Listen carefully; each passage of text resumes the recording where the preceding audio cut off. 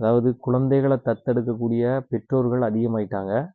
ஆனால் பெற்றோர்களை அனாதையாக விடக்கூடிய குழந்தைகள் அதிகமாயிட்டாங்க. ரெண்டுமே அதிகமாயிருக்கு. குழந்தைகளை தத்தெடுக்கிற பெற்றோர்கள் அதிகமாயிருக்காங்க, பெற்றோர்களை அனாதையாக்கிற குழந்தைகள் அதிகமாயிருக்காங்க. இது வருத்தப்பட வேண்டிய ஒரு விஷயம். என்னதான் நல்லா யோசிச்சு பாருங்க, நாம குழந்தைகளா இருக்கும்போது நம்மளுக்கு தீமூத்திரம் அள்ளி நம்ம பண்ண டார்ச்சர் எல்லாம் பொறுத்து நம்மளை இந்த தூரம் வளர்த்து விட்டாங்க.